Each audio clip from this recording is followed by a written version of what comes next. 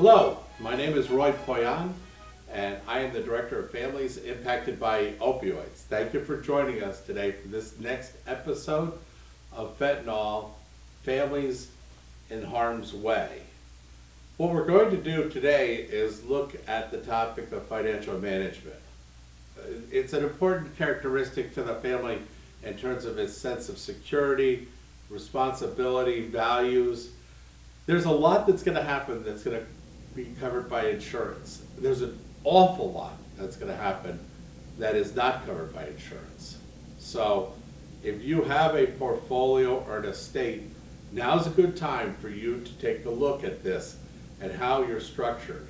You will want to sit down with your financial advisor, preferably a fiduciary, and start to discuss how monies might be needed to draw in large sums and which are the best portions of your portfolio or your estate to do this with. It's not just rehab. There's a whole lot of other ancillary services that require payments, and they're ongoing.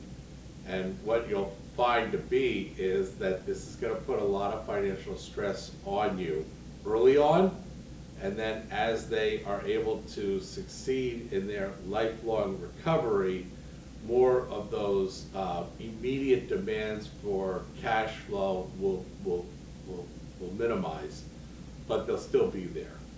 This is a chronic disease, and until we can get our hands around it and start to manage it, meaning ourselves, you can't really get your hands around the person that's dealing with this. Unfortunately, you can only really manage yourself, and that's where we're pointing your direction in all of these episodes. Financial management is just as important as understanding the relapse. It's just as important as knowing what to do in drug court.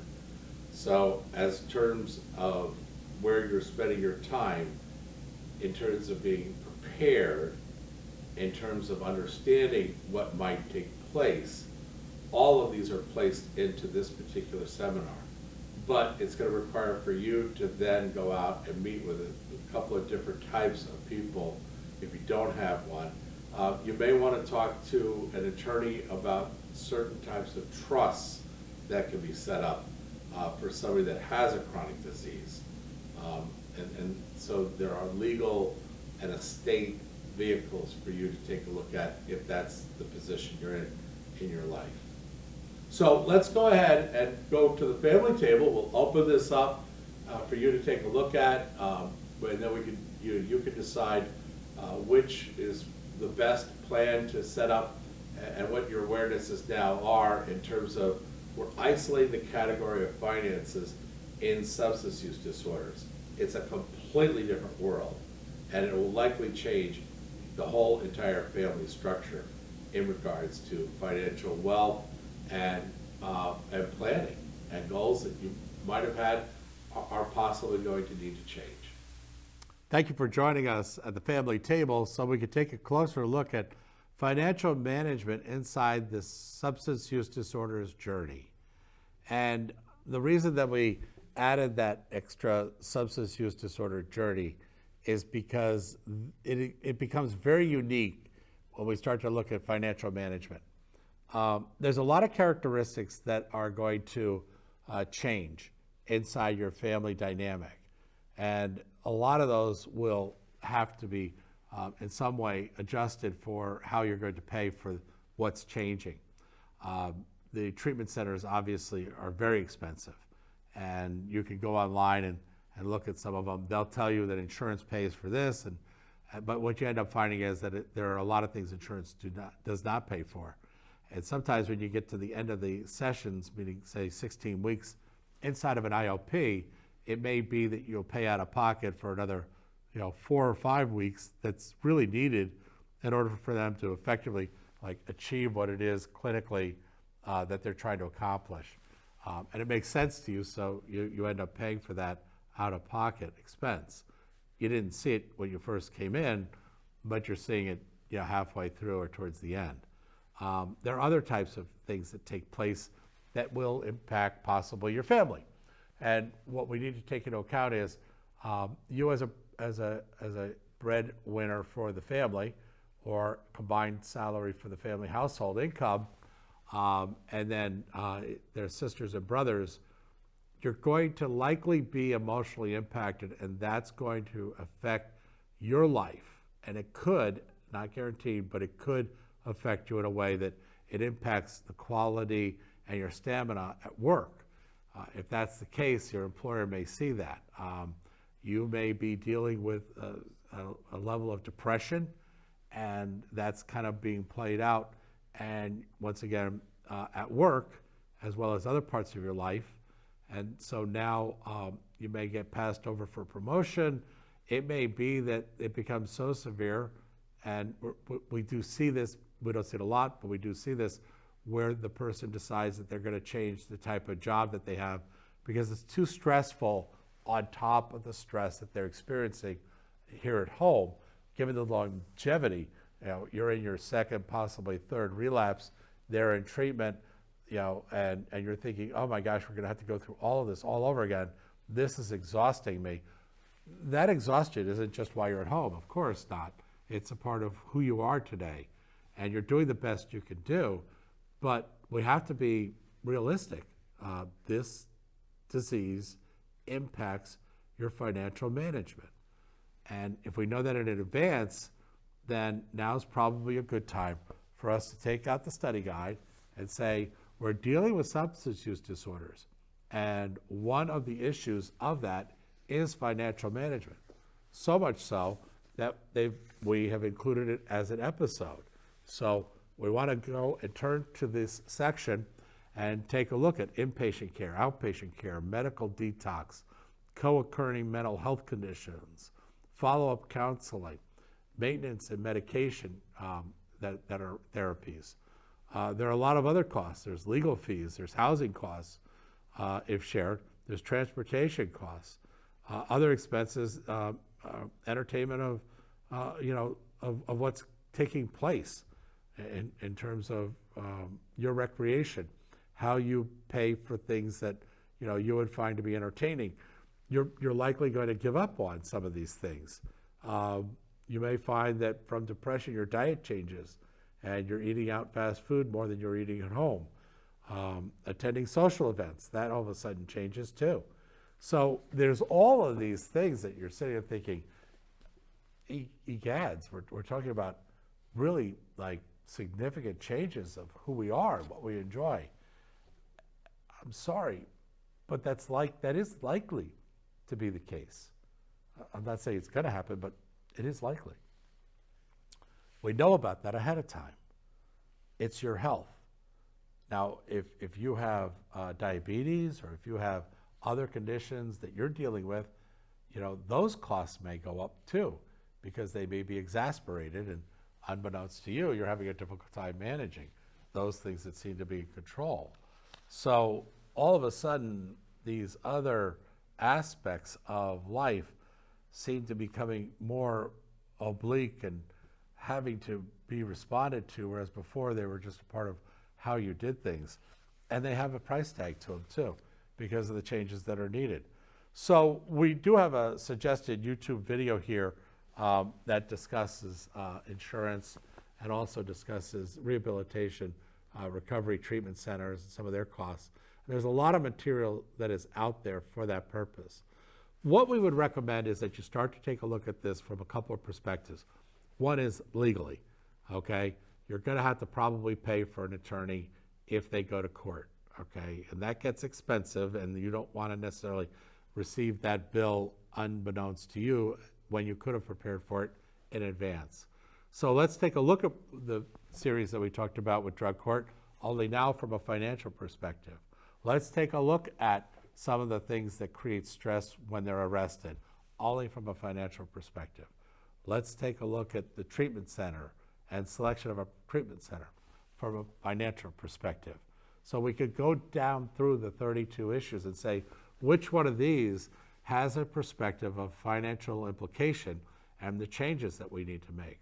And get out a pen and paper and eraser and start to go down, and as you start to connect with them and they get networked in advance part, you will be asking as part of that the financial management portion of it. Okay, so you're starting to see how a lot of this comes together in the area of, boy, it seems like we're bringing up financial in a lot of this. Absolutely. You know, when you think about the drug epidemic in itself, it has a lot to do with money. The drug cartels are in it for the money. The lawyers are pretty much in it for the money and the services that are provided. And recovery, they require money. Everywhere you turn, you only have a finite ability to earn more money and a finite amount that you saved or that you have in your portfolio or that your house is worth in terms of an equity loan. We've seen people on the first relapse, you know, empty out a lot of their financial position, only later to suggest that, boy, had we known, you know, the longevity and the occurrences, in other words, if only they had taken these 32 seminars, they would be more aware as to how to kind of parse out their financials and do it more judiciously based around what was likely. You have that ability now. So we're asking you in this seminar to get together with a fiduciary financial advisor, to get together with a lawyer, and talk about, you know, do we need to put some of this stuff and protect it, meaning our investments, into trust funds or some kind of legal vehicle that helps to protect it.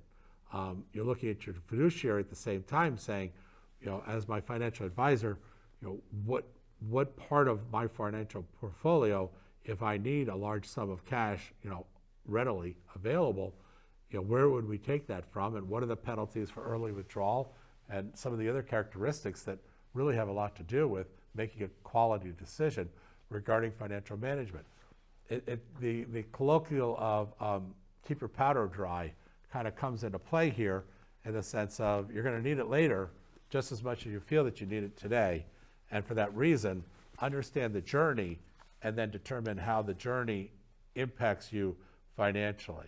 So get together and have an understanding of what gets paid for by insurance, what doesn't, and then, you know, start to, the best way to do it is to draw a line and say, okay, if this, and that happens, what financially is the cost of each of these things? Who's paying? Somebody's going to pay. And how's that, you know, do I need to apply for that? If so, what documents do I need in order to qualify? You know, now you're talking about pulling out records from past so that they can kind of see, you know, your portfolio or your profile from a financial perspective in order to qualify for certain monies that are going to be available. So this really becomes a financial management issue now in our discussions with you today regarding this episode. And we really encourage you to not try and do this by yourself. And don't sit there and say, we'll pay for it, we'll worry about that when it happens. Don't do that. Especially if you have a considerable amount of means. You're going to want to protect, you know, your money as much as you can. This could drain you on the first relapse, depending on where you are financially. So with that in mind, you need to find out what programs are available, what they cost, so that you can make decisions based on a lot of different characteristics, one of them being your financial position. Once again, this is something that you can determine a solution about, develop a decision, and design a plan of action about. So go ahead and pick the issues that you think are most relevant and put those through your 3D coping skill models so that you can now then have a way of addressing this today. Don't wait when it comes to financial management. Make some of your decisions known to you now. Should this happen, we will do that. And here are our choices. Having choices in financing and financial management is really what that whole sphere is about. So play it smart. Get educated, gather your knowledge, and make wise decisions financially. Once again, there's only so much money, and this is a very long journey in terms of its cost.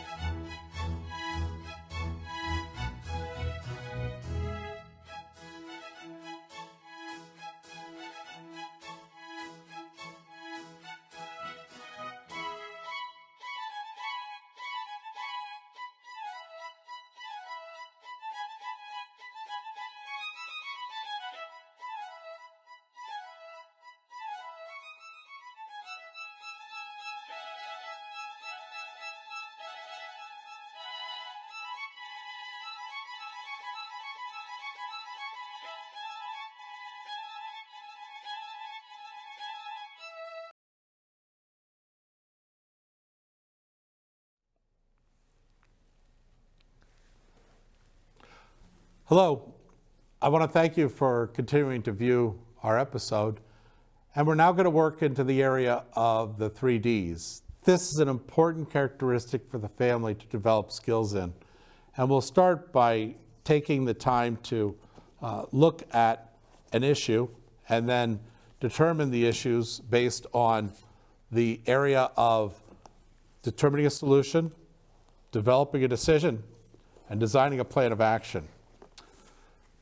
By using your Module 3 workbook and going to a specific issue, you'll be able to find that the first step in that 3D skill set is the FTR, the Family Transformational Model. And the Family Transformational Model is a set-up way, each time the same way, that we will take 5 categories to look at in determining a solution. And each category is going to have 3 questions. So let's get started. The first is to define the issue. Naturally, we'll want to know what the issue is.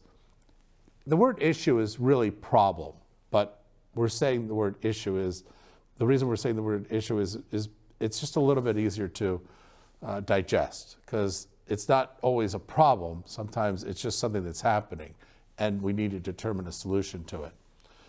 The next question is, how does the issue impact the family? We need to know that. We need to know, we have an issue, that's fine. The issues can exist, but if it's impacting the family, in what way is it impacting the family? And then what steps can the family take to prepare and then respond to the issue?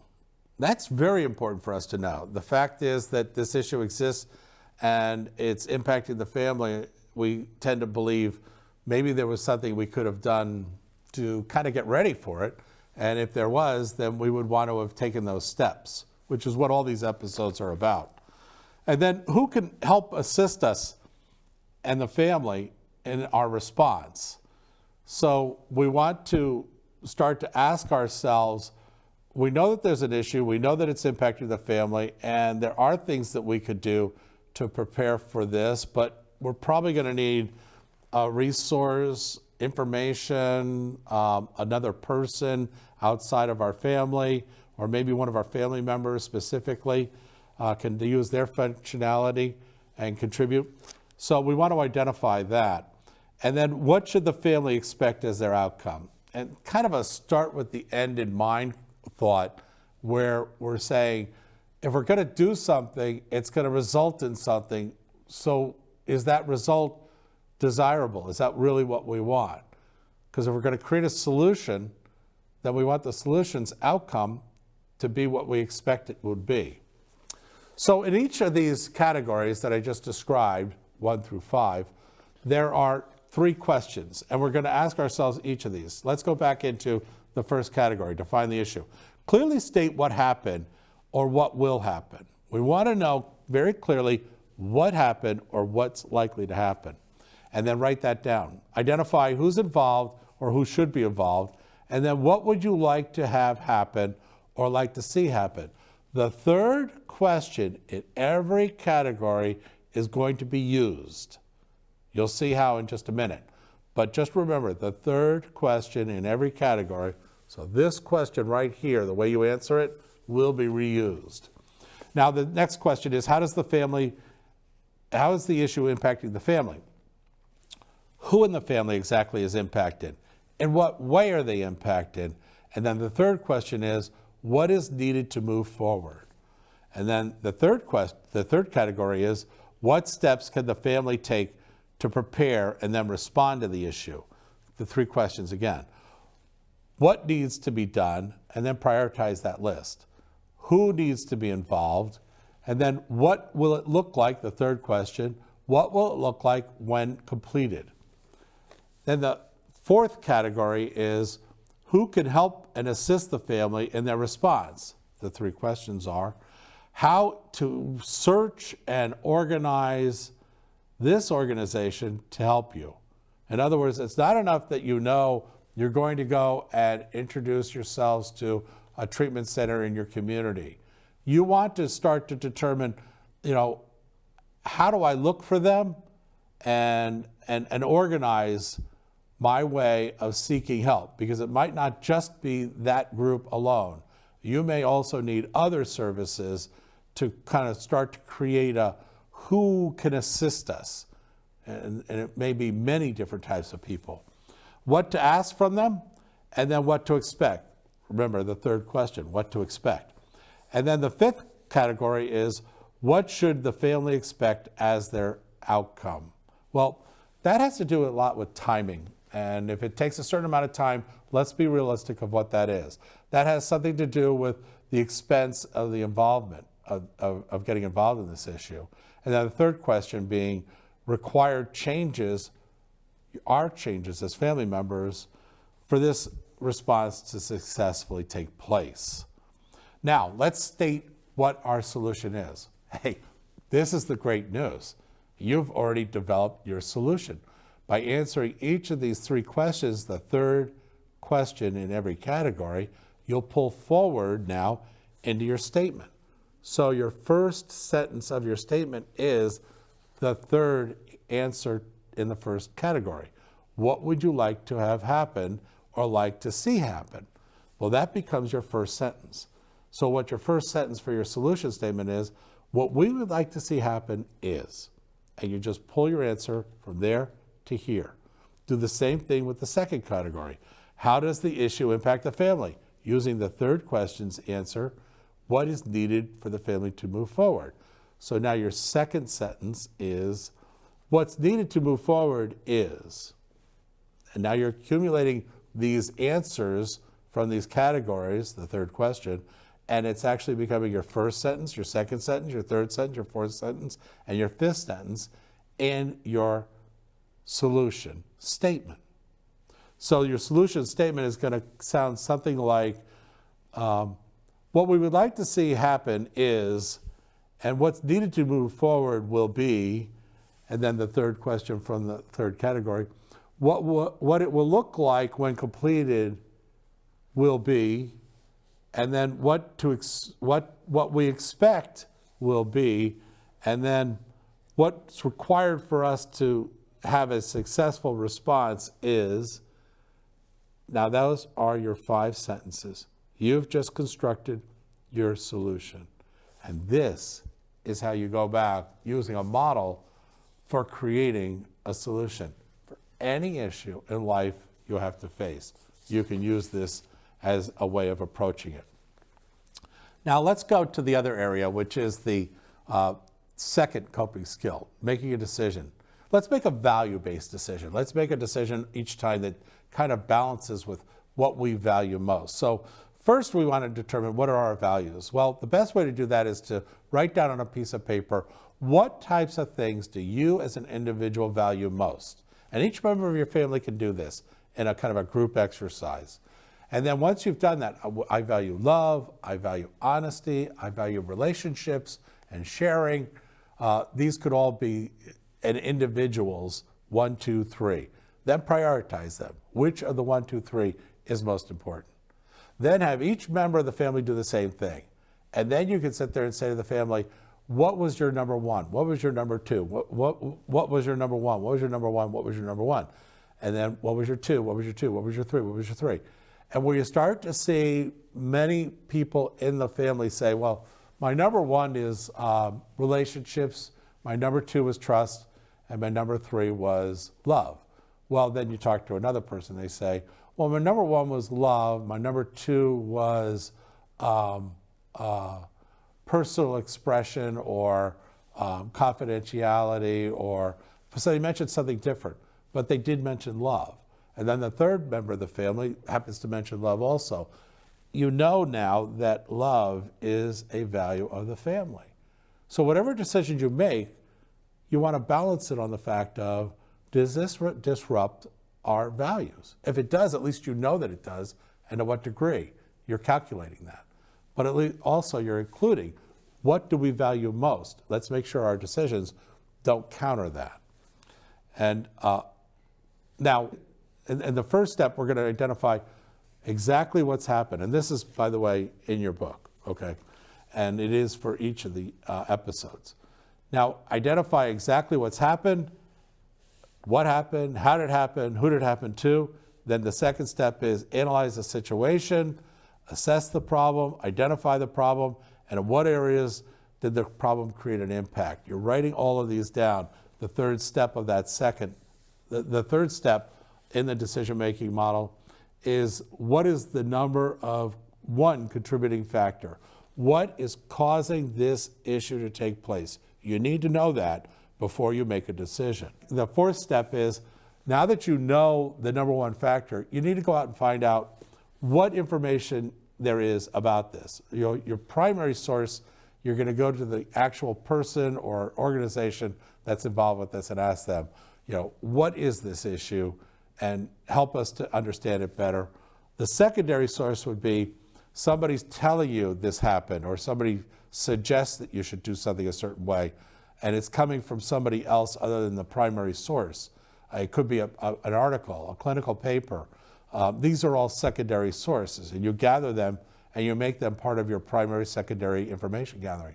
The third area that you look at is your gut. What does your gut, because that's often where our faith comes in, and other things that are very important when making decisions get included. So trust your gut is what we're saying in the decision-making process. The fifth step in making a good quality decision is where you're taking a criteria and saying, let's take what we're going to make a decision about and let's balance it on the criteria to make sure that we're covering all of our bases. And this will ensure safety of your loved one. Is safety a part of what's being considered? And do we have the resources that are needed to do the decision we're looking at? And then, do we understand the timetable? Is it realistic? And do we understand the negative impacts? Because every decision has a positive and negative. Well, identify what the negative outcomes might be so that you can weight the factor of, is this a good decision? And then, would you do this would you ask others to do this if they were doing it for you? Meaning it was done for you or to you. Is this still a good decision? These are all areas that you want to take a look at. The third coping skill is in the area of the family plan of action. And everybody could say, well, Roy, listen, we're just going to go out and do it. Well, it's going to get done a lot more effectively.